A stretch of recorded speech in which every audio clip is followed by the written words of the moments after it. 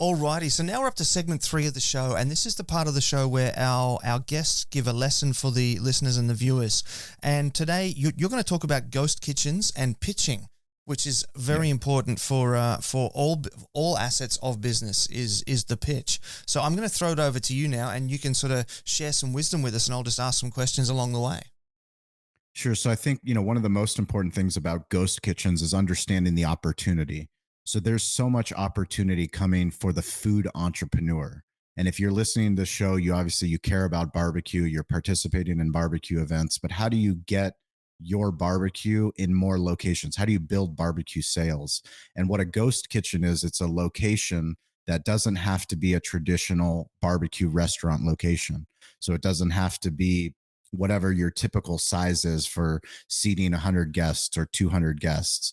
It can be a much smaller footprint based off of wherever you live. So if you live in a city or if you live in a rural area, it's how do you cook a lot of barbecue in one spot, but then distribute it on a daily basis so that it's always fresh into a smaller, hyper local location. Whether that location's driven by sports, whether it's driven by entertainment, whether it's driven by tourism, there are places. How do you get great barbecue to more people? There's all these incredible people all over the world, but how do you create one place where you make all the greatest barbecue, but then find smaller locations? That's what a ghost kitchen is. It's utilizing third-party delivery and pickup, but utilizing technology to get that to more people. And if anybody ever has any questions, I'm obviously available at any time. It's Shawn at CaliBBQ.media. We talk about this stuff. We live, eat, breathe this stuff. We have our first ghost kitchen location, which is in downtown San Diego. It's only 200 square feet. So it's a very tiny footprint, but we smoke everything at our master smokehouse location. We drive it. Steven, my catering manager, drives it daily. So once we sell out, we're out. But it's given us an opportunity that, food trucks, I'm sure, are popular in Australia just as they are here in the US. This is a different model because you actually anchor yourself into a location based off of search results. So it's not based off of, a typical location where you're going to have to pay high lease, high rent. This you can actually go into a brewery. You can go into a hotel. You can go into actually probably even another existing restaurant that might be open just for breakfast. So they're not using their kitchen in the nighttime, but you can come and start selling barbecue sandwiches, barbecue plates, barbecue catering out of their same location if you're willing to have that conversation. So, understanding what ghost kitchens are and what we say is a friendly ghost. A friendly ghost is understanding that it's not just an invisible brand, a virtual brand where you go on Uber Eats and it's, Barbecue Joe's. Like, no, who is Barbecue Joe? Well, if I go to Barbecue Joe's Instagram page, I actually see Barbecue Joe with his live feed of him putting meat on the smoker. Now I know Barbecue Joe. Now I care about Barbecue Joe and I want to order Barbecue Joe. And when I go, I'm going to seek out Barbecue Joe every single time I have a barbecue craving. That's where I'm going to order from. But you do that socially, and you do that using social media and digital media.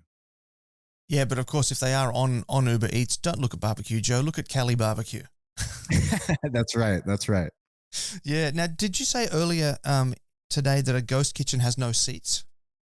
No seats. Yeah. So no seats. I mean, sometimes there might be a couple tables outside of the restaurant, but typically if you're looking for a ghost kitchen, it's built for delivery. It's built for third-party delivery and for takeout. The problem with third-party delivery is the high fees that you have to pay for Uber Eats, DoorDash, and Grubhub. When you order directly through with the owner of the barbecue shop using their technology, you don't have to pay that fee. You get to retain the customer information. So that's powerful. But ultimately, it's just the economics of opening a ghost kitchen location. Like for us, we spent $75,000 to get our ghost kitchen equipment. Basically, all of our startup cost was to launch this other location that now we're in downtown San Diego, where there's 1 million people within our delivery radius that for them to get barbecue, they'd have to drive 30 minutes, 40 minutes out to East County, San Diego to come get our barbecue. Now they can be in one of these, this is Manhattan behind me, but they can be in a high rise in downtown San Diego and they can order and we can have that food to them within 20 minutes.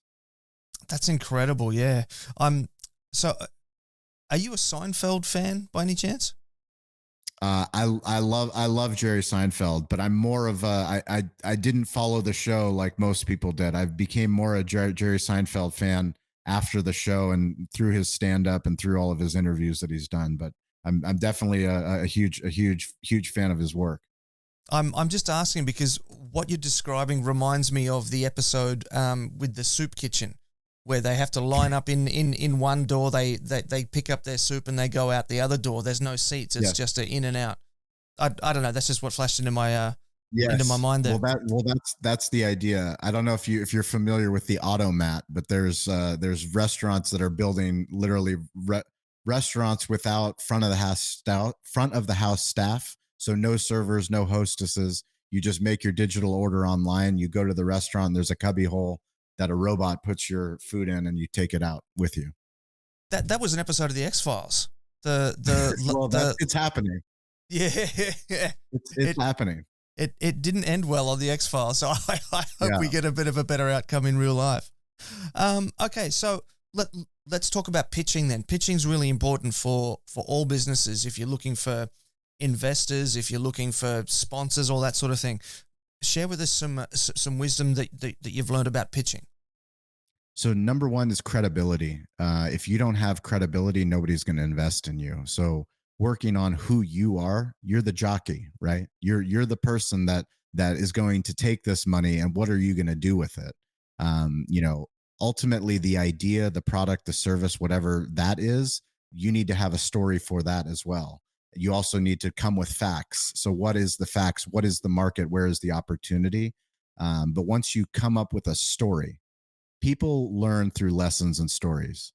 So when you hear this whole podcast and, we've had this incredible conversation, what are you going to remember? It's back to that $5 million and one. It's $5,001,001 that this guy from San Diego, this barbecue media guy, is asking for $5,001,001. Why is he doing that? He wants to build a master smokehouse, but it's listening to what's the lesson and what's the story. The lesson is we live in a digital world. We all understand that we're all on our phones. My wife is on her phones. My kids are 3 and 1. They know how to use YouTube. They know how to skip the ad because they don't want their content interrupted.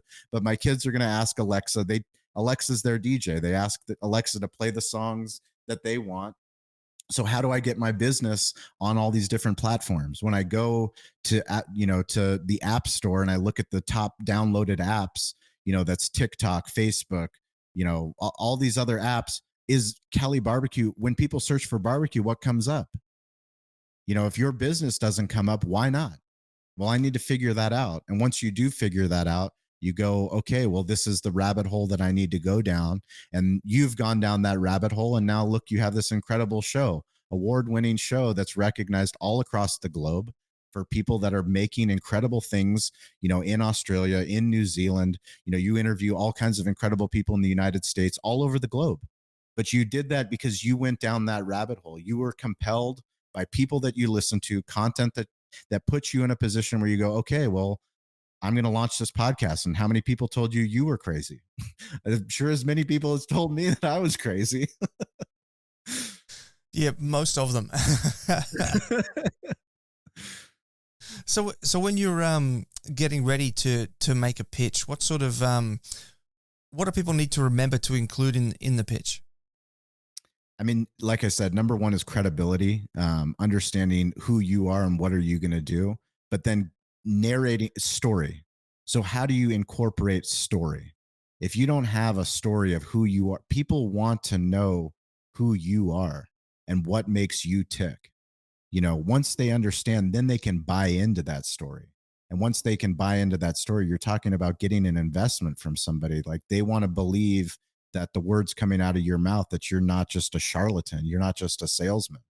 What's going to make them believe that is honesty. Understanding that you don't have all the answers. Nobody has all the answers.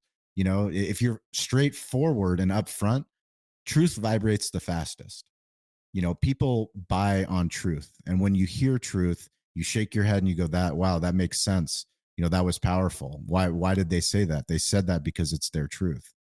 Share your truth. Nice words, man. Great advice there.